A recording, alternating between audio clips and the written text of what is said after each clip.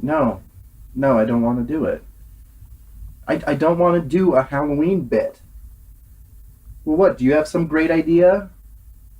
I'm gonna scare them. Like, what am I gonna do? You know what? You know what's scary this election? Go out and vote. Let's do a monster review.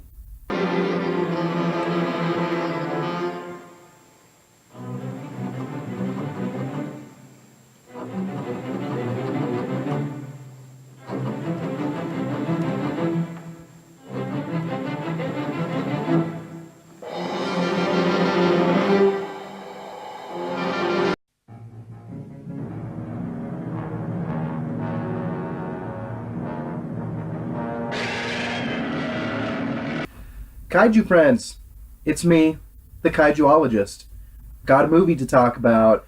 Recently, on kind of a sporadic little moment, I decided to order a bootleg of the original Varan. I don't know, it's too shiny, isn't it?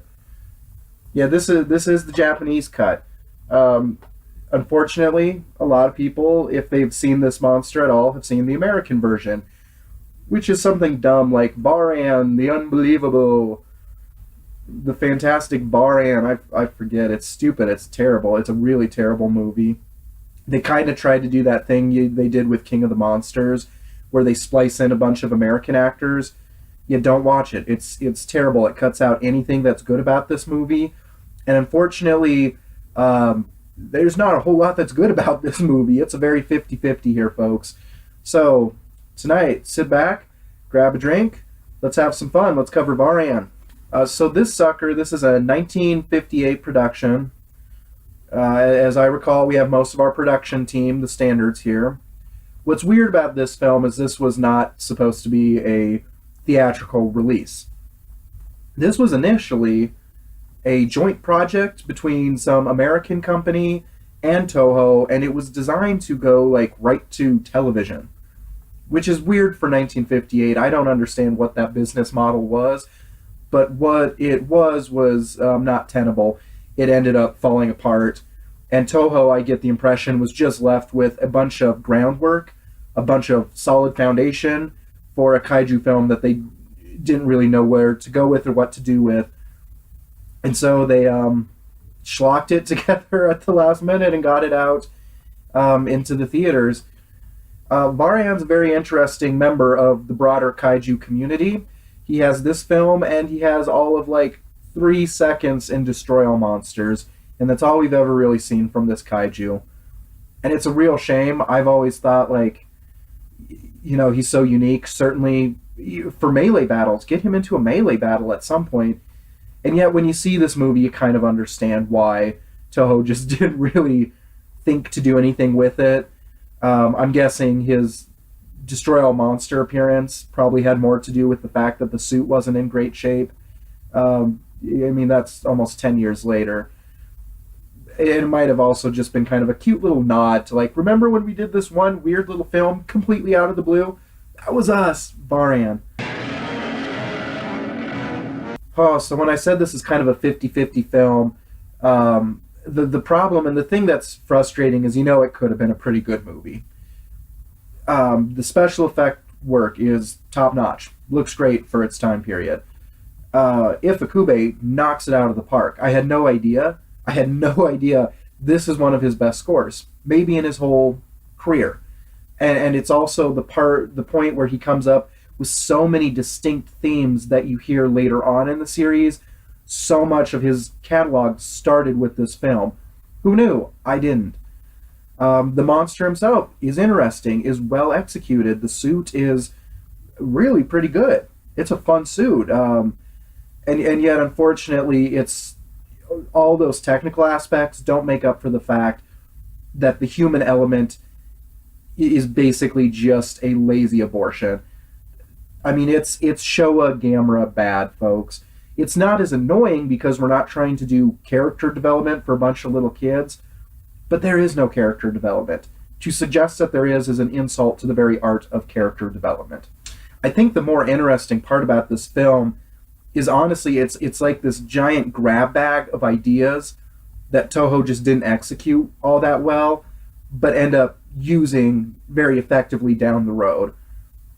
You know, last year I did a review on the original Mothra, 1961, and I talked about how important that film is for setting up a lot of the trends we see for the rest of that time period for Toho. And actually, I was aware of it because I'd seen this terrible American version of Varan, but it really struck me this time. This film is actually what sets up even Mothra, right? We have our cabal of kind of lighthearted, but also somehow determined, adventurous journalist types.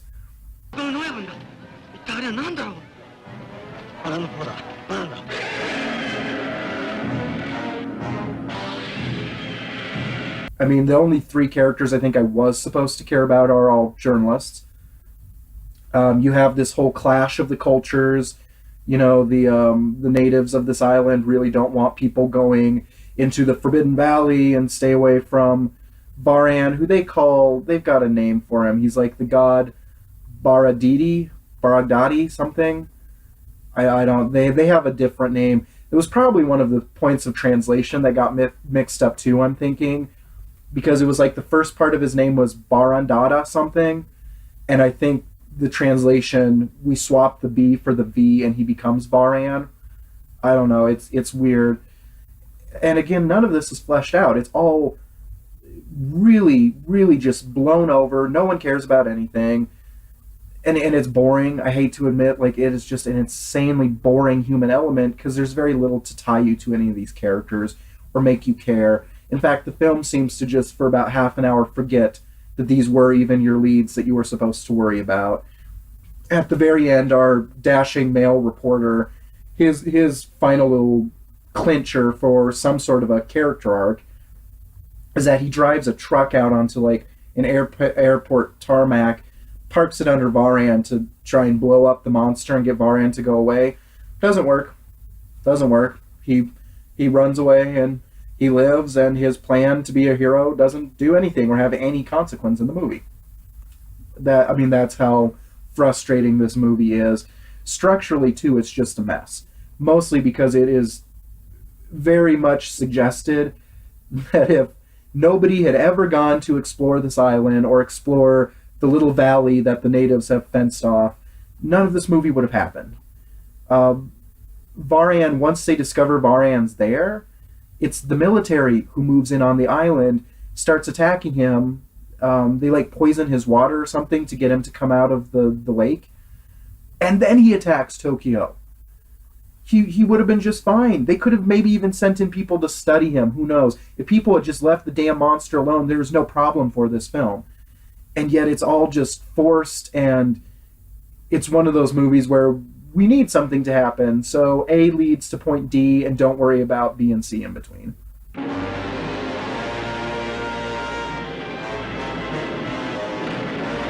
So I guess just to give you a few specifics, like some of the terrible plot points here, it starts off promising. One of the female reporters, her brother was a scientist who's studying like ancient butterflies on this island. I don't know, don't worry about it. He gets killed in the first like 2 minutes of the movie. She wants to go investigate her brother's death. Not bad, could work. Except from there, again, no character development. Just characters do stuff because they have to. A kid chases a dog into the forbidden Varan Valley. The dog comes back with a note, because apparently the kid was just carrying pen and parchment on him, like, hey, I'm okay, don't worry about me. But the whole village still goes to look for the kid in the Forbidden Zone. The female reporter from there just becomes an excuse for, dashing heroics on the part of her male actors. She trips and falls and is about to get crushed by Varan. It was very reminiscent of like that same scene in King Kong versus Godzilla, where the lady's just flailing in the river. For some reason, she couldn't get anywhere else and separated from the group entirely, because why not? I think one of my personal favorite points is just kind of Varan's origin in general. So the natives know he's there. They treat him like some sort of deity. Not bad, cool. What's great, though, is that the first appearance he makes, one of the reporters, I don't know, maybe it's a scientist who's on a field trip, goes, oh, look, it's a Varan. Oh yeah, I saw one of those at the park the other day too. A Varan. How, like, what the hell? What the hell? Is this a species? Have you fought one before? Anything? No, movie doesn't care. It also cannot really be ignored that Varan very abruptly does his little glide, squirrel glider fly trick.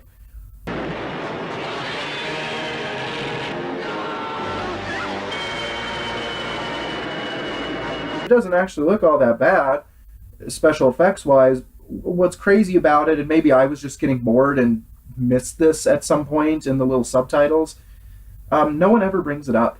No one is ever confused or astonished that this monster who can swim, who can walk, who can crawl, can also just fly sporadically. Varan also has a really interesting ability to just create windstorms for no reason. Like, you don't even have to be near the monster. The monster can be miles away, and for some reason, every time they're running around on the island and someone like brings up Varan's name, whoosh, wind in the scene. I think half the budget had to have gone into like giant turbines because it really does look like wind. It doesn't look like a cheap effect, but it's baffling because he's not a monster who, flaps his wings. He's not like Titanosaurus with a mermaid tail that flails. Why is there wind out of the blue all the time? Don't worry about it. The film's not. It was kind of funny. This was the next kaiju film I saw after Shin Gojira. In my review, I kind of talked about how silly it seemed with all the little cranes and tubes going in Godzilla's mouth. Well, guess how they defeat this monster? it it's not as wild as what they pulled in Shin Gojira. So Varan, the climax to this movie, which really only, clearly there wasn't a budget here. So he really only like attacks kind of an airport area outside of Tokyo. You never get a great destruction sequence, but the model work isn't bad.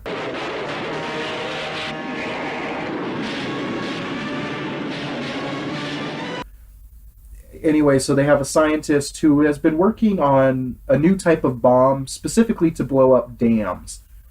And everyone's really loves this guy. Sounds a little more like a terrorist to me, but whatever, we all love him. And the idea is they're going to drop the bomb into Varan's mouth, which they do. And it blows up in his mouth, and Varan is injured badly enough to go maybe die in the water. I don't think it's ever cleared up if he dies or not. I mean, this movie has cared so little about any other detail. Why worry about, whether the title monster actually dies?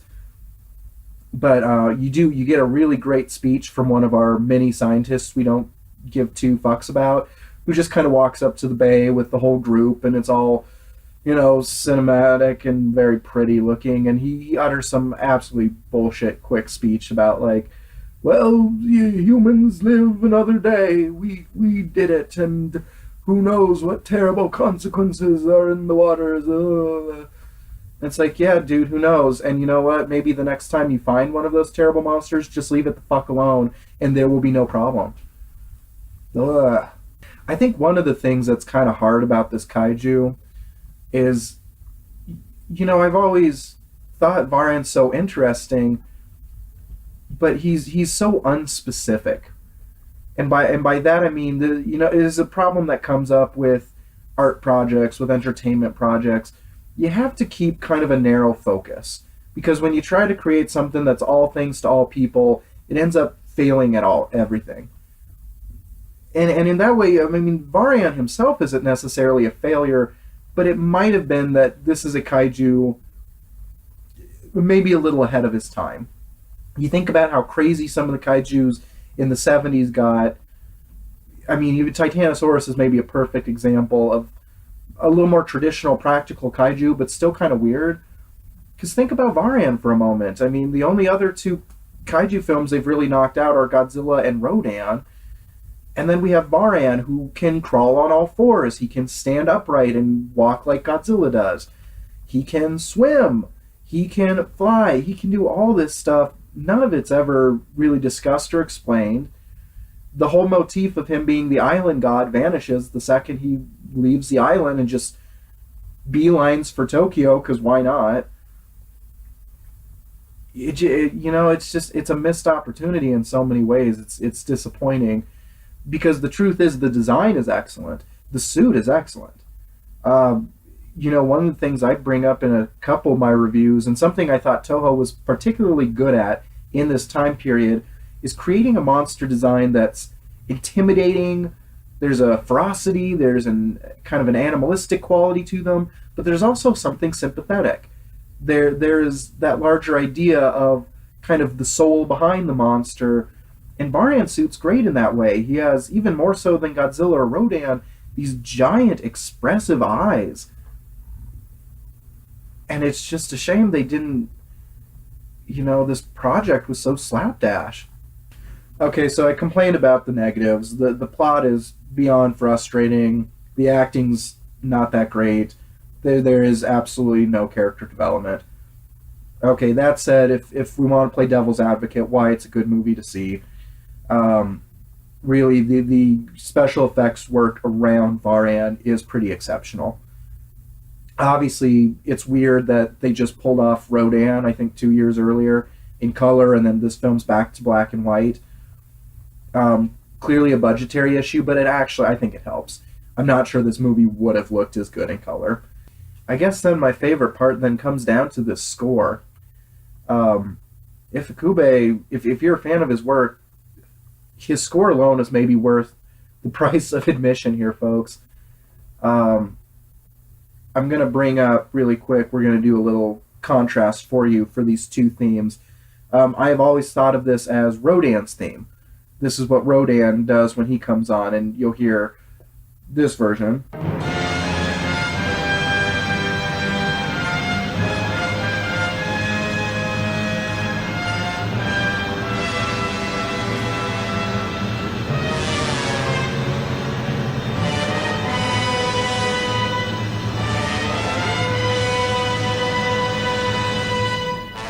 So you hear it, it's brassy, it's got this big, bold energy to it.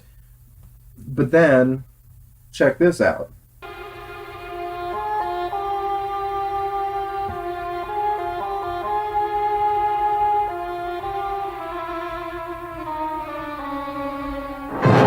I mean, it's different, right? But it's very clearly, structurally, the same song. I mean, similar, if not the exact same song.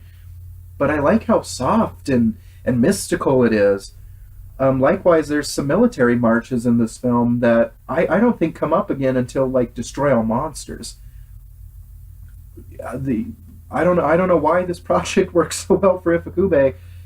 The music is absolutely stunning, and it really does. I mean, this would have been a much more painful project production to get through if you didn't have such excellent score fueling the whole thing. Um, Likewise, I will point out the cinematography is pretty good. It's too bad there's not that great of a story to help elevate it, so it's all just kind of pretty pictures with no meaning behind them. But credit where credit's due. Considering what a weird production this was for Toho, there are a lot of things that do go right. Unfortunately, a kaiju film that is so empty on the human element is just kind of a slog to get through.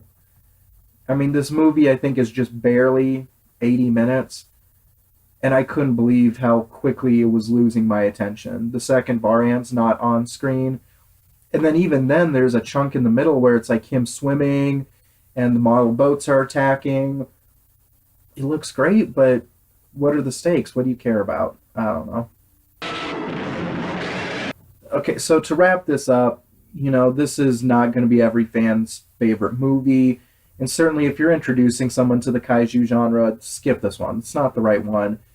By all means, you have to skip the American version. It's almost not even the same movie. It's not even comparable. That said, if you're a fan of Toho, if especially like myself, you really like their earlier work, this is a fun movie to watch because you see the inception of so many good ideas that went on to be handled better, that went on to become strong projects.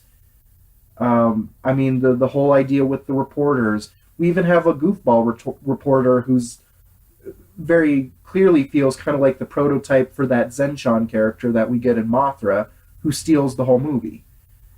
Um, the whole, I mentioned it, the idea of the monster, the kaiju, more as a deity, as a god, and kind of the respect levels of how the reporters and the military handle the natives in their island. There's a groundwork here that really blossoms like 3 or 4 years after this movie. It's just a shame because Varan is such an interesting, a creative kaiju, and it just feels like such a waste that we never got to see him in even a solo movie that was as engaging as it should have been. And then Toho just never seems to have wanted to take the risk again. And I don't know, maybe that's just his distinct little footprint on the larger history of kaiju, folks. I don't know. Someday it would be really awesome to see someone readjust this kaiju and do something really cool with it. We can hope. Alright, kaiju family, if you're one of those rare individuals who actually makes it to like the end of my reviews and sees the credits and stuff, there's a couple projects I've had up on the docket now for a bit. I keep advertising, and I promise they're coming. They're coming. The big one, the trickiest one right now, is the collaboration review I'm going to do for Godzilla vs. Megalon.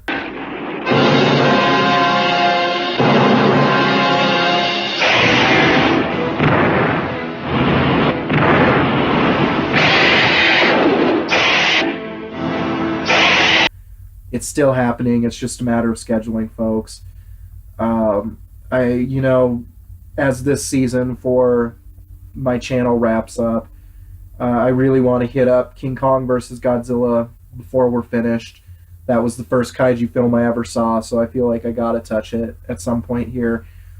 Down the road too, I think we gotta get in another kaiju news edition. There's been a lot of interesting activity between Pacific Rim, between the new Godzilla franchise in America. We now have this surprise of a Godzilla anime sneaking in out of nowhere from Toho. So there's some fun things to discuss. This was just a very random, quick little decision to grab this bootleg, and I thought, the hell, why not? Let's check it out. Let's get a quick review up there. Thank you as always. Until next time, I'm the Kaijuologist. I'm signing off from Denver, Colorado. We're the Mile High City, and we're getting higher all the time.